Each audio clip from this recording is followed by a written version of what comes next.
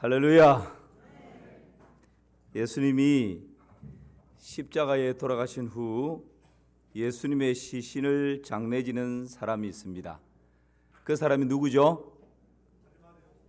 아리마대 사람 요셉이라고 하는 인물이었습니다.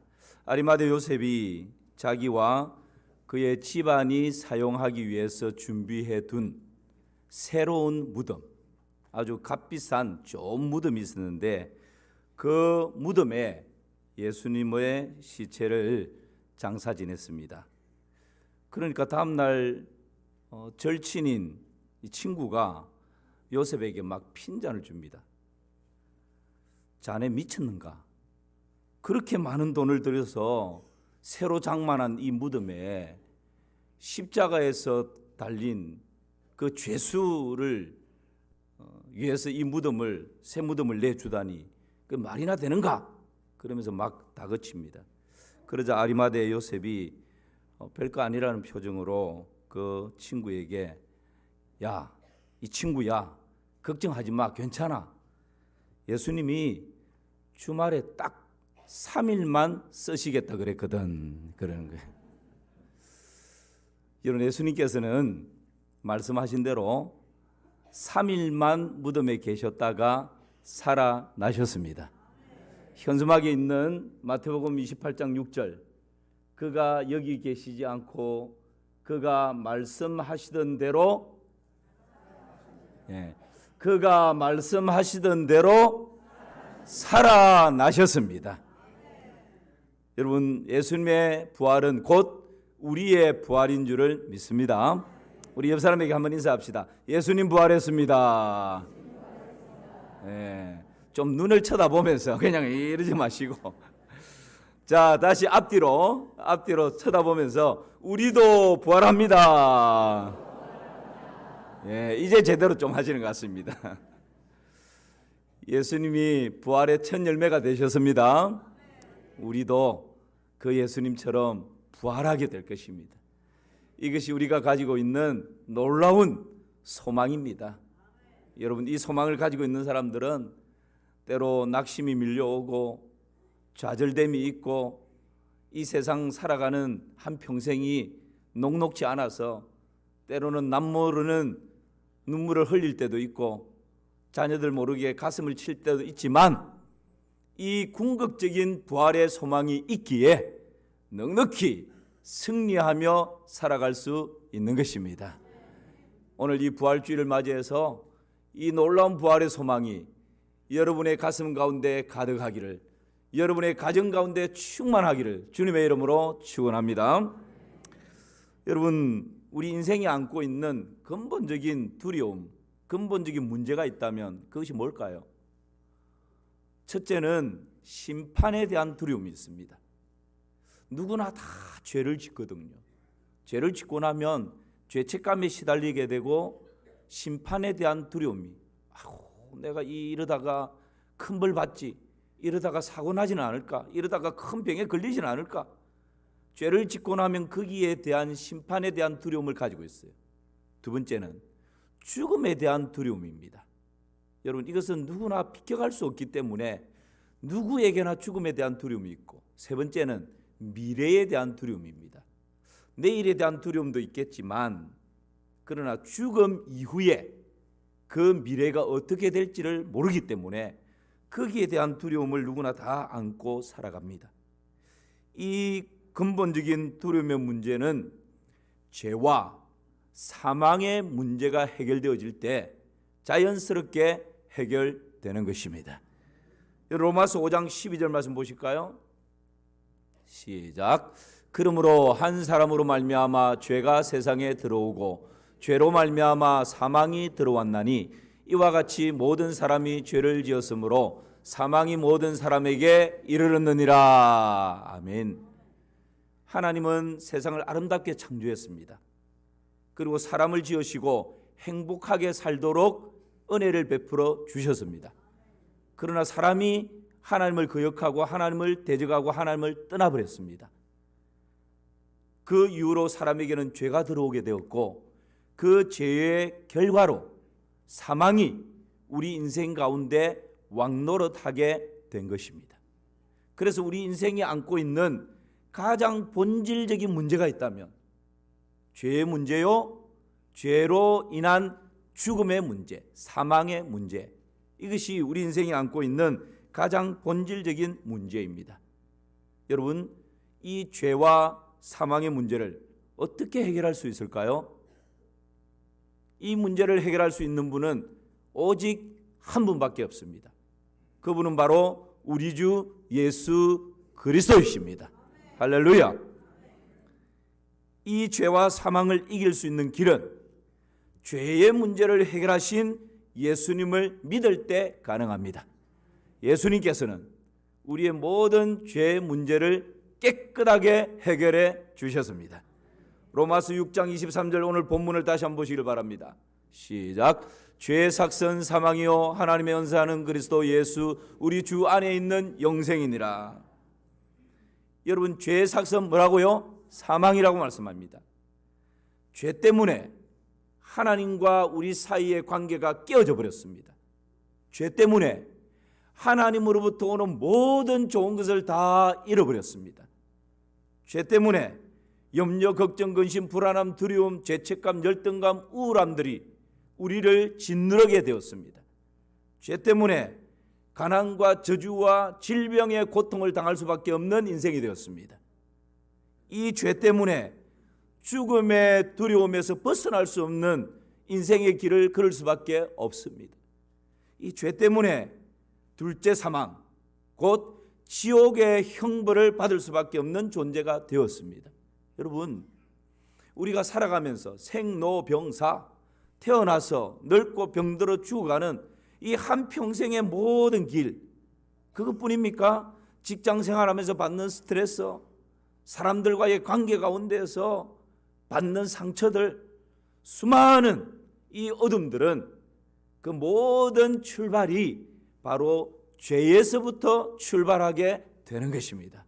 그러므로 우리가 참 평안과 만족을 얻기 위해서는 이 죄의 문제를 해결하지 않고서는 결코 자유할 수가 없고 죄의 억압에서부터 해방될 수가 없습니다. 사람들은 이 죄 문제를 해결하기 위해서 여러 가지 방법을 모색합니다. 어떤 사람은 쾌락으로 죄 문제를 해결하려고 합니다. 죄책감이 밀려오니까, 가족들 보기에 미안하니까 술을 마십니다. 노래방을 갑니다. 심지어는 마약을 하기도 합니다. 그런데 여러분, 이것은 찰나입니다. 잠시 내가 잊을 뿐이지 내가 가지고 있는 이 죄의 문제를 근본적으로 해결할 수 있는 방법이 못 됩니다. 어떤 사람은 선을 행함으로 죄의 문제를 해결하려고 합니다. 죄는 마이너스이고 선을 행함은 플러스라고 생각합니다. 그래서 5가지 죄를 지으면 5가지 선한 일을 함으로 그냥 똑같이 죄가 없어져 버린다, 그렇게 생각하고 선한 일을 많이 하려고 합니다. 그러나 선한 일을 많이 한다고 이 죄의 문제가 해결되는 것이 아닙니다. 어떤 사람은 고행을 합니다. 말로 죄를 지으면 이 혀에 바늘을 꽂기도 합니다. 손이 죄를 지었다고 손에 뜨거운 불로 찢기도 합니다. 발이 가지 말아야 할 곳에 가서 죄를 지으면 계단을 오르내리는데 100개가 넘는 계단을 무릎팍으로 오르내리면서 무릎이 깨어지고 피가 출출 납니다. 금식을 하고 단식을 합니다. 여러분, 이런 고행을 한다고 우리의 죄가 깨끗하게 맑게 씻겨지는 것일까요? 성경은 그렇게 말하지 않습니다. 이 근본적인 죄의 문제는 죄인된 우리 사람이 어떤 노력을 하고 어떤 방법을 모색한다 할지라도 이미 죄인 되었기 때문에 우리가 해결할 수 있는 길이 없습니다. 이 죄의 문제를 해결할 수 있는 분은 유일하신 죄 없으신 예수님만이 이 죄의 문제를 해결할 수가 있는 것입니다. 여러분, 예수님은 근본 하나님의 본체십니다. 하나님과 동등한 분이십니다. 그런데 사람의 몸을 입고 이 땅에 오셨습니다. 종의 형체를 가지고 이 땅에 내려오셨습니다. 왜 그랬을까요? 그냥 하나님 보좌 우편에서 내가 너희들의 모든 죄를 사하겠다, 그렇게 한마디 하시면 다 죄가 없어질 텐데 굳이 하늘 영광 보좌를 포기하고 이 사람의 몸을 입고 이 땅에 오셔서 십자가에서 죽으심으로 죄 문제를 해결하십니다. 왜 그렇습니까? 그렇게 해야만이 하나님의 공의가 이루어지기 때문에 그렇습니다. 죄의 삭은 뭐라고요? 죄의 삭은 그렇습니다. 죄의 삭은 사망이기 때문에 죄 없으신 예수님이 여러분 이 땅에 사람의 몸을 입고 오셔서 우리를 대신해서 죽어 주셔야만이 그리스도 예수 안에 있는 자들이 죄로부터 자유를 얻게 되는 것입니다. 만약 여러분 이렇게 생각해 보십시오. 예수님이 사람의 몸을 입지 않고 그냥 하늘 영광 보좌에 앉아 계셨다. 그러면 죄 문제는 영원히 해결될 수 없습니다. 왜요? 죄의 삭은 사망입니다. 죽음입니다.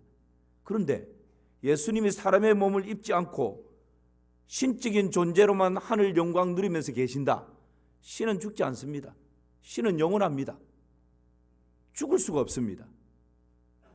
우리의 죄 문제를 해결하기 위해서 죄의 삭신 사망, 죽음으로 죄를 해결할 수 있기 때문에 신이신 하나님의 본체이신 예수님이 우리 이 사람의 육신을 입고 이 땅 가운데 오셨고 그 예수님께서 갈보리 십자가에서 우리의 모든 허물과 죄를 대속하여 친히 죽어 주신 것입니다. 그러므로 여러분 이 죄 문제를 해결하는 분은 오직 예수 그리스도, 죄 없으신 예수 그리스도 한 분밖에 없습니다. 너희가 알거니와 너희 조상들이 물려준 헛된 행실에서 대속함을 받은 것은 은이나 금같이 없어질 것으로 된 것이 아니요 오직 흠없고 점없는 어린 양 같은 그리스도의 보배로운 피로 된 것이니라. 할렐루야. 우리가 대속함을 받은 것, 죄 사함 받은 것, 사죄의 은총을 얻은 것, 이것은 세상의 은이나 금같이 고행이나 선행이나 다른 어떤 방법으로 된 것이 아니라 오직 흠없고 점없는 죄 없으신 어린 양 우리 주 예수 그리스도의 보배로운 피로 된 것입니다. 여러분 그래서 이 죄 문제를 해결하시는 분은 오직 예수님 한 분밖에 없습니다. 로마서 8장 1, 2절 말씀 보십시오. 우리 같이 한번 읽어볼까요?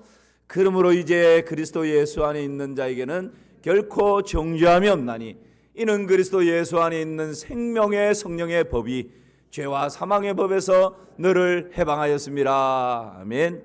그러므로 이제 예수님을 믿는 우리, 그리스도 예수 안에 있는 우리 모두는 결코 정죄함이 없습니다. 그리스도 예수 안에 있는 자는 생명의 성령의 법이 죄와 사망의 법에서 우리 모두를 해방하였습니다. 이 믿음을 가지고 죄로부터 자유함을 누리시는 은혜가 있기를 주님의 이름으로 축원합니다. 두 번째는 이 죽음의 문제입니다. 사망을 해결하신 예수님을 우리가 신뢰할 수 있어야 합니다. 다시 한번 오늘 본문을 볼까요? 로마서 6장 23절 시작. 죄의 삭은 사망이요 하나님의 은사는 그리스도 예수 우리 주 안에 있는 영생이니라. 어느 영안실에 세구의 시체가 들어왔답니다. 그런데 이 세구의 시체를 보니까 전부 다 활짝 웃고 있는 거예요. 미소를 짓고 있습니다. 이것을 관리하는 사람이 하도 이상해서 그것을 가지고 온 사람들에게 물어봤답니다. 그랬더니 첫 번째 시체는 로또 1등에 당첨했다는 소식을 듣고는 심장마비로 죽은 사람이었어요. 두 번째 사람은 그렇게 속썩이던 아들이 아주 좋은 인류대학에 수석으로 합격했다는 소식을 듣고는 기절해서 죽은 사람이었습니다. 세 번째 사람은 비 오는 날 번개가 번쩍 치는데 사진 찍는 줄 알고 김치 이러다가 여러분 죽음은 때와 장소를 가리지 않습니다. 꼭 병들어서 앓다가 죽는 것 아닙니다.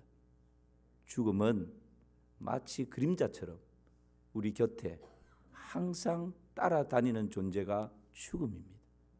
우리가 애써 죽음을 생각지 않으려고 해서 그렇지, 조금만 생각하면 지금도 이 시간에도 우리는 이렇게 예배드리고 있지만 밖에서는 죽어가는 사람들이 수없이 많습니다. 이 죽음은 아름다움을 한순간에 빼앗아가 버립니다. 이 죽음은 우리 가정의 행복을 한순간에 앗아가 버립니다. 이 죽음은 명예도 권력도 지식도 내가 가지고 있던 모든 소유도 한순간에 다 빼앗아가 버리는 것이 바로 이 죽음입니다. 그런데 이 죽음을 막아낼 수 있는 길이 없어요. 억만금을 주고도 죽음을 피할 수가 없습니다. 세상의 모든 권력을 다 동원해도 이 죽음을 막아낼 수가 없습니다. 여러분, 지식을 가지고 있다고 해서 죽음을 피할 수 있는 것이 아닙니다. 달나라의 우주선을 띄우는 이 발전한 이 과학 문명을 가지고 있는 의학은 또 얼마나 발전했습니까? 그럼에도 불구하고 이 죽음에 대해서는 속수무책입니다. 왜 그럴까요? 여러분, 그 답이 히브리서 9장 27절에 있습니다. 같이 한번 보실까요? 시작. 한 번 죽는 것은 사람에게 정해진 것이요 그 후에는 심판이 있으리니. 왜 그렇습니까? 이 죽음은 사람이 만든 것이 아니라 하나님께서 정해놓으신 이치이기 때문에 그렇습니다. 죄의 삭선 사망이라고 하는 이 죽음, 사망은 하나님께서 죄에 대한 심판으로 인생 가운데 정해놓으신 이치이기 때문에, 하나님이 만들어 놓으신 것이기 때문에 이 세상 그 누구도 이 죽음을 피할 길이 없는 것입니다. 하나님께서 만들어 놓으신 것이기 때문에 여러분, 이 세상 그 무엇으로도 이 죽음을 이겨낼 수가 없는 것입니다. 그래서 이 죽음을 이길 수 있는 유일한 길은 하나님이 해결해 주셔야 이 죽음의 문제를 해결할 수가 있는 것입니다. 그래서 여러분, 예수님이 우리의 죄 문제를 해결하기 위해서 사람의 몸을 입고 이 땅에 오셔서 친히 죽어주셨습니다. 왜요? 죄의 삭선 사망이기 때문에. 죽으신 예수님께서는 무덤에 갇혔습니다. 유대인의 무덤은 동굴과 같습니다. 그 무덤에 갇히고 그 동굴이 큰 바위로 꽝 하고 닫혀버렸습니다. 여러분, 그런데 이것으로 모든 것이 끝난 줄 알았습니다. 게임 끝. 사단이 드디어 우리가 승리했다. 우리가 가지고 있는 이 최대의 무기인 죽음에 하나님의 아들이라고 하던 예수도 걸려들었다. 자, 봐라. 예수도 우리가 죽여버렸고 그 예수도 우리가 가지고 있는 이 사망의 권세 아래 무릎을 꿇었고 그리고 무덤에 갇혀버렸다. 우리가 가두어버렸다. 이제 우리 세상이다. 아마 사단은 그렇게 외쳤을 것입니다. 그런데 딱 3일이었습니다. 3일이 지난 후 예수님께서 사망 권세를 이기고 살아나셨습니다. 예수님께서 죽음의 권세를 이기고 부활하셨습니다. 무덤이 예수님을 가두어둘 수가 없었습니다. 여러분, 예수님께서 부활하심으로 우리 예수님은 부활의 첫 열매가 되셨고 예수 그리스도 안에 있는 우리 모두도 이제 이 죽음의 권세를 이길 수 있는 길이 열려진 것입니다. 우리도 부활의 소망을 가지게 된 것입니다. 마가복음 16장 6절 말씀을 보십시오. 같이 읽습니다. 청년이 이르되 놀라지 말라. 너희가 십자가에 못 박히신 나사렛 예수를 찾는구나.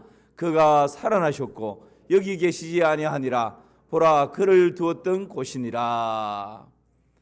여러분, 청년이 이르되 놀라지 말라. 너희가 십자가에 못 박히신 나사렛 예수를 찾는구나. 무덤에서 예수를 찾았습니다. 그러나 그가 살아나셨고 무덤에 계시지 아니하니라. 할렐루야.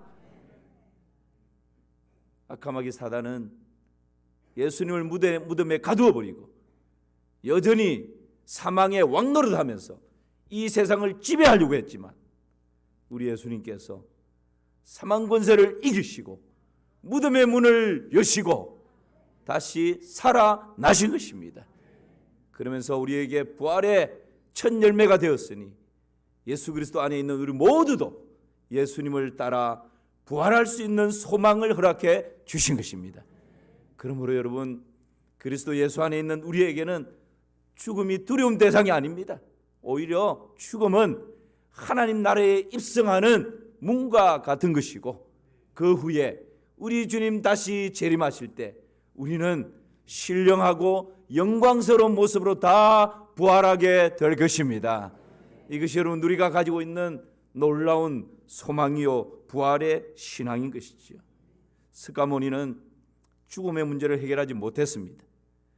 스가모니는 인도 능수 해안에 묻혔습니다. 마호멧은 사우디아라비아 메카에 그 무덤이 있습니다. 공자는 중국의 장평양에 묻혀 있습니다. 그들은 무덤에서 나오지 못했습니다.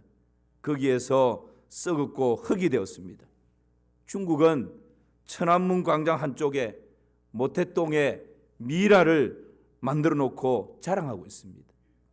구소련은 붉은 광장 한쪽에 레닌의 미라를 만들어 두고 국부라고 자랑을 하고 있습니다. 북한의 김일성, 김정일은 금수산 기념 궁전에 안치가 되어서 여러분 지금도 모든 북한 주민들의 숭배의 대상으로 만들어 놓았습니다. 그러나 우리 예수님은 무덤이 없습니다. 죽음을 이기고 살아나셨기 때문입니다. 우리 기독교는 예수님의 빈 무덤을 자랑하는 종교입니다. 왜냐하면 이것이 생명의 종교요, 부활의 종교요, 이것이 영생의 종교요, 능력의 종교이기 때문에 그렇습니다. 여러분, 예수님도 똑같이 미라로 만들어져 있고 무덤에 묻혀서 흙이 되어 있다면 이것이 무슨 영생을 줄 수 있는 종교입니까? 우리 사람과 똑같은 존재죠. 그러나 사람이 안고 있는 가장 근본적인 문제인 죽음을 우리 예수님께서 박차고 일어나셨고 우리에게 그 부활의 소망을 주셨기에 여러분, 우리 기독교는 영생의 종교요, 능력의 종교요, 부활의 종교인 것입니다. 여러분, 이 진리를 알고 이 진리를 믿는다는 것이 얼마나 복된 것인지, 할렐루야! 이 은혜에 감격하여 살아가시기를 주님의 이름으로 축원합니다. 그러므로 사망이 올 수 있습니다. 죽음이 언젠가 올 것입니다. 어떤 사람에게는 좀 일찍 올 수 있고 어떤 사람에게는 좀 늦게 옵니다. 그러나 하나님의 시간대에 보면 천년이 하루 같고 하루가 천년이고 똑같습니다. 언젠가는 내 앞에도 죽음이 닥쳐올 텐데, 여러분, 이 신앙을 가지고 있는 자는 죽음을 향해서 이렇게 선포합니다. 사도 바울의 선포를 보십시오. 고린도전서 15장. 우리 같이 한번 그림자처럼 내 곁에 있는 이 사망을 향해서 이렇게 한번 선포해 봅시다. 시작. 사망아, 너의 승리가 어디 있느냐? 사망아, 네가 쏘는 것이 어디 있느냐? 사망이 쏘는 것은 죄요, 죄의 권능은 율법이라. 우리 주 예수 그리스도로 말미암아 우리에게 승리를 주시는 하나님께 감사하노니. 할렐루야. 여러분, 사도 바울의 이 선포, 사망아 너의 승리가 어디 있느냐? 사망아 너의 쏘는 것이 어디 있느냐? 우리 주 예수 그리스도로 말미암아 우리에게 승리를 주시는 하나님께 감사하노라. 이 고백과 이 선포가 오늘 부활 주일 예배를 드리는 우리 모두의 고백과 선포가 되기를 주님의 이름으로 축원합니다. 그렇다면 죄와 사망의 문제를 해결하고 이 놀라운 부활의 소망을 가진 하나님의 백성이 되었다면, 여러분, 우리는 길지 않은 이 세상 어떻게 살아가는 것이 가장 가치 있는 삶일까요? 마태복음 28장은 이렇게 말씀하십니다. 제가 읽습니다. 그러므로 너희는 가서 모든 민족을 제자로 삼아 아버지와 아들과 성령의 이름으로 세례를 베풀고 내가 너희에게 분부한 모든 것을 가르쳐 지키게 하라. 같이 읽습니다. 볼지어다 내가 세상 끝날까지 너희와 항상 함께 있으리라 하시니라. 아멘입니다. 우리는 예수 그리스도의 부활의 증인으로 살아가야 합니다. 아직까지 우리 주위에는 죄 문제 때문에 가슴앓이 하는 사람들이 많습니다. 사망과 죽음의 문제를 부둥켜 안고 두려움과 불안함에 떨고 있는 사람들이 너무 많습니다. 여러분, 이 진리를 모르기 때문에 여전히 불안함과 인생의 문제를 부둥켜 안고 신음하는 이웃에게 여러분, 이 부활의 소망, 이 복음을 전해주는 것이 우리에게 남아있는 사명인 줄을 믿습니다. 그래서 예수님의 제자들은 우리는 이 일의 증인이다 그렇게 이야기했습니다. 우리가 보고 들은 것을 말하지 않을 수 없다 그렇게 이야기했습니다. 여러분, 부활이요 생명 되신 예수 그리스도를 우리 이웃들에게 아름답게 증거하며 살아가는 그런 복된 우리 모든 성도님들 되시기를 주님의 이름으로 축원합니다. 부활절 날이 되면 왜 죄 없는 계란을 그렇게 삶아대는 것일까요? 예수님의 부활과 계란이 무슨 연관이 있다고? 오늘도 여러분 나가실 때 또 계란을 2개씩 받아가지고 가실 것입니다. 십자군 전쟁 때 일입니다. 로잘린이라고 하는 여인이 있었는데 전쟁터에 나간 남편이 전사했다는 소문을 듣게 됩니다. 그리고는 나날을 절망으로 보내게 되죠. 어떤 사람이 또 그 틈을 타서 이 로잘린이 가지고 있던 그 재산까지 다 그냥 가로채 가버립니다. 그리고는 그 마을에서 쫓아내버렸습니다. 그녀는 이곳저곳 전전긍긍하다가 어느 조그마한 마을에 안착을 하게 됩니다. 신앙이 있었기에 부활절이 다가오는 어느 날 그 마을에 아이들을 모아두고 이 아줌마가 부활절 선물을 줄 테니까 너희들 나름대로 나무를 한 그루씩 다 정해라. 그리고 그 나무 밑에 둥지를 딱 만들어 두면 그 둥지 안에 이 아줌마가 너희들을 위해서 준비한 선물을 담아두겠다. 그러니까 아이들이 다 자기 나무를 하나씩 다 하고 선택을 하고 그 나무 밑에 다 둥지를 만들어 두었습니다.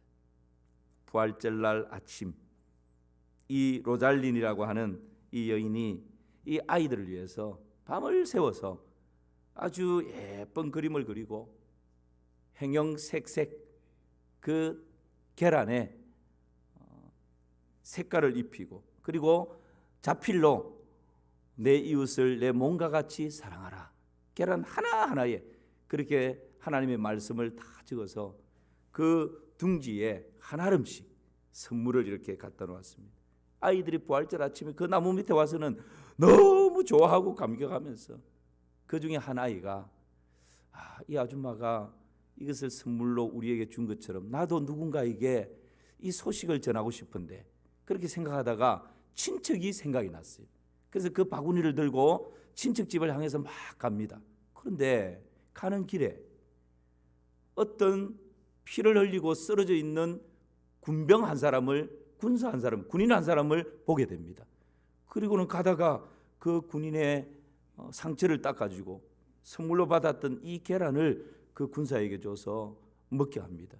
그 군사가 겨우 정신을 차리고 그 아이가 건네주는 이 계란을 탁 받았는데 이것은 내 아내 로잘린의 그림인데 로잘린이 항상 즐겨 그렸던 그 그림, 그 컬러가 거기에 그대로 남아있는 거예요.